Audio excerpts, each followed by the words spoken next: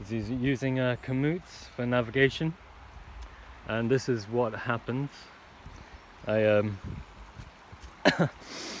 was telling me to go straight forward along a road, and then suddenly it told me I'd gone the wrong way, so I went back and checked it out.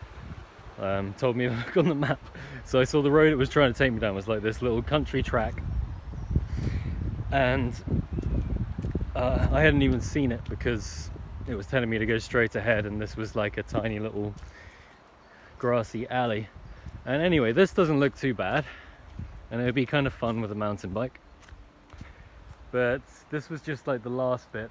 First of all, I was just going through mud. It was impossible to cycle through. It's been very rainy, so you can see the ground's pretty bad. And yeah, I kept thinking it can't get much worse, and then it took me through the mud and my drivetrain got totally caked.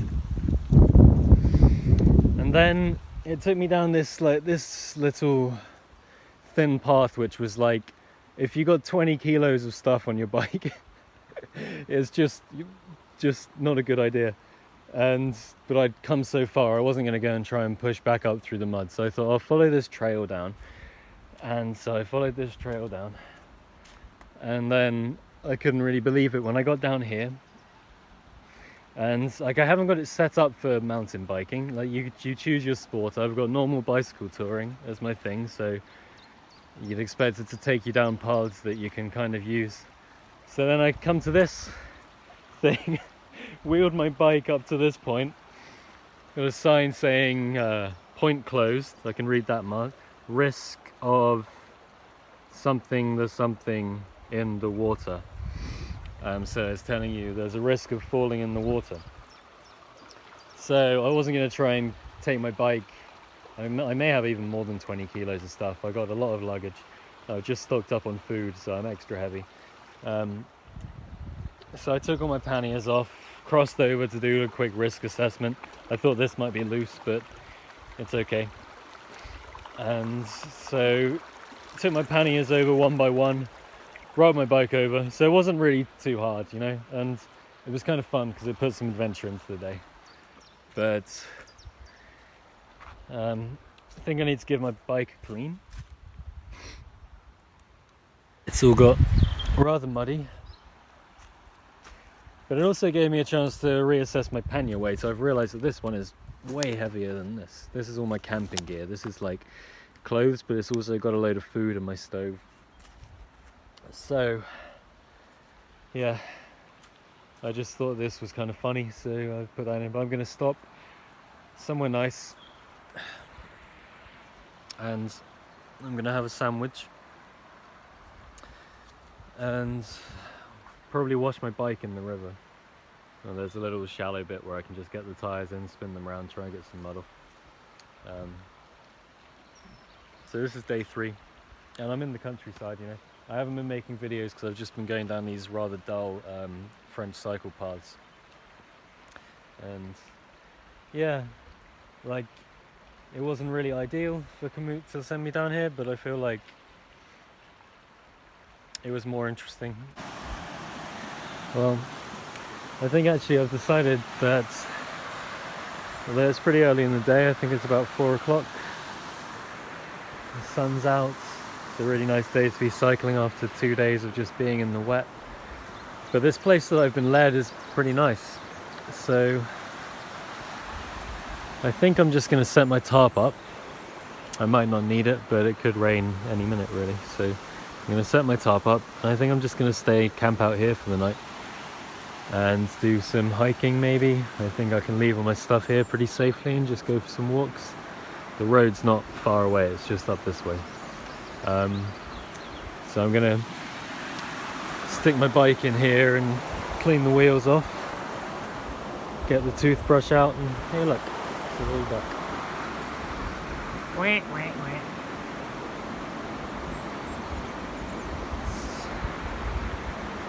And watch the wildlife. Oh, another one. Hello.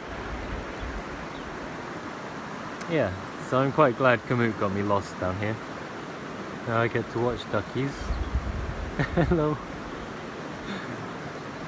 And eat my lunch, clean my bike, And maybe I've been waiting for an opportunity to start these videos because I'm going to document my whole tour. I think this tour is going to lead me to Armenia through various countries.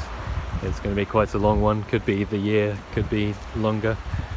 So maybe this is a good opportunity to talk about what I'm doing, talk about how much I've overpacked, which you shouldn't do all of that stuff. So first of all, I'm going to eat.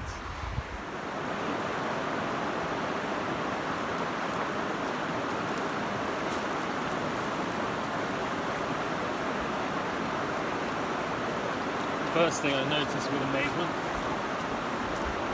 how light this thing is. Trying to even push this around is not fully loaded. It's been crazy. So I think in a minute I'm going to go for a ride just to enjoy having an unloaded bike.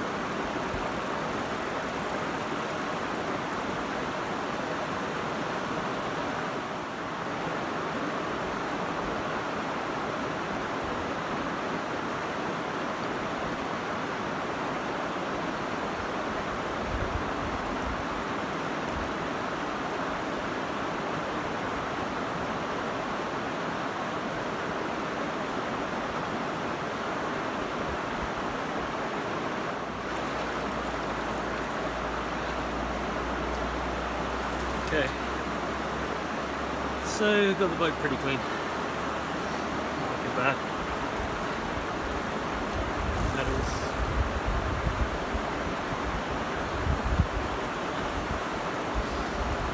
Just need to dry it off and reapply some green oil. Make sure this is the stuff you buy if you care about the rivers, you care about the environment. Or just plant-based oils.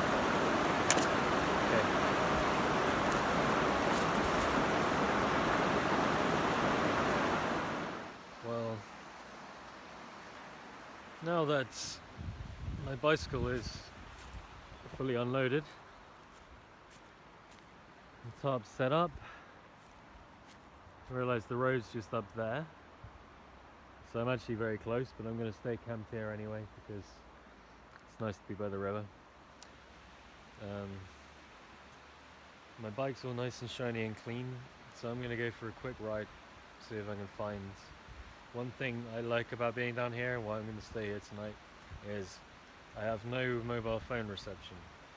So that means once I turn this off and turn off all my electronics, there's no electromagnetic interference. And that's something rare and precious in the modern world. So, but I do need to use the internet quickly. So I'm going to go for a quick ride and then come back and see if I can find enough dry wood. This is going to be pretty damp because it's rained a lot, but if I can find enough dry wood to make a fire, make some food, and get a good night's sleep by the water. So, it's dinner time. I've got my fat wood in the water, which isn't a very good thing, but this is like 80% resin, so it doesn't soak up water. Okay, I'm going to make dinner, and this is my cooking setup. And this is actually completely unused and new, but I've used this exact same stuff when I've been travelling the last couple of years. I gave up using gas stoves because you've got to carry around fuel. Environmentally, they're not sound at all because you've got all these canisters and you're using non-renewable gases, which isn't good. These wood gasification stoves are absolutely amazing. And you can just get any kind of fuel that you can find, just twigs that you pick up, snap up, anything dry, pine cones, whatever you can get. And you fill it up. And it's got two walls. from the wood's burning, gas is released underneath, which then comes up the side, and all this superheated air and wood gas comes up through these holes and then it ignites again, so you get a secondary burn. You get the flame from the wood inside, and then you get an extra flame all the way around the wood. And I think everybody, if you're backpacking, hiking, bicycle touring, whatever you're doing, you should be using wood gas stoves, because it's the only truly environmentally friendly way that you can do this kind of thing. And I wanted to show how easy it is, because some people said recently, talking to bicycle tourists, and they say that sometimes they don't have time to find wood to make the fire, or if it's been wet, etc. So I'm in France, I'm in the north of France, and it's been pouring down with rain the last few days, really, really bad. Everything's soaked. And it still only took me 1 minute to find enough fuel to make my dinner. So I've got all this. I found a yew tree. And something that I always remember is most conifers, as they grow, and most pine species as they grow, the lower branches die off as the tree gets taller, so you can find these dead, very dry wood, which has been sheltered from the rain because of the way the tree is built. So it takes a little bit of effort to snap it all up into little pieces, but 5 minutes of snapping, 1 minute of going and finding some little twigs.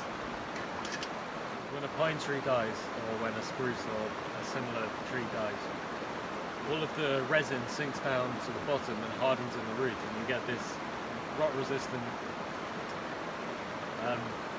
very resinous hard wood, which we call fat wood, because it has very, very high concentration of terpenes, so it's very highly flammable. And so what you do, you'll see I've already got a little pile here. And you get it, and you make little scrapings like this.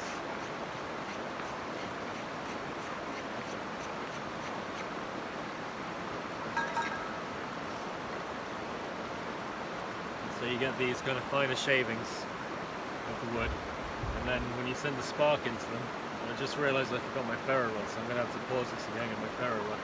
But when you chuck a spark into them, they'll ignite very, very quickly, and then you get a flame. So using the fuel that I have found in the woods, just kind of fill up the chamber, try and get it as densely packed as possible, but obviously with airflow, because we're not going to keep fire going without what's not going to cook.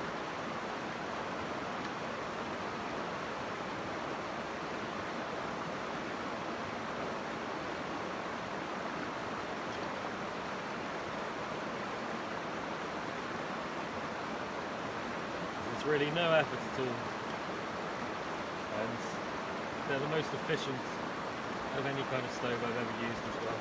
You get generally about 30 minutes of burn out of one load if it's good wood. And that's usually enough to get things cooking. It's definitely enough to boil water if you're just making tea or something like that. So I'm hoping it will be just enough to make my little... I'm just going to make a one pot meal, lentil, quinoa, some other few things.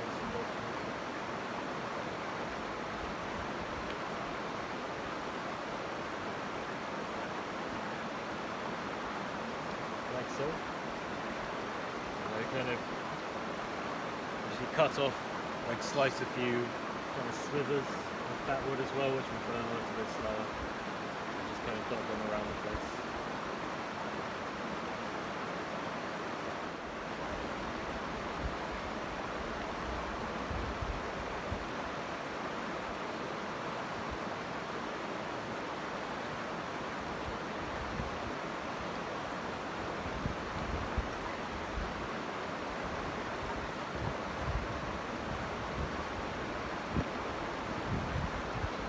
So there you have a packed stove, should be enough to make a meal. I've decided to do it here. I'm in a slightly awkward angle because there's only one place I could mount my camera. But it's important to not damage the ground, of course, and to not start a forest fire. So there being this big piece of slate over the river, I thought I'd use that and any kind of hot stuff that falls through to not going to do any damage. So I need to find my ferro rod so I can give a spark. And there we go. And hopefully I will get the wood beneath burning.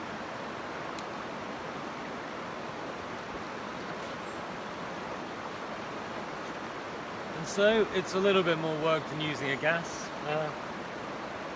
hob, but this all packs down just into the size of this. It also fits inside my cooking pot, so this is the size of my entire cooking set. It all goes in here. This is how well this thing burns.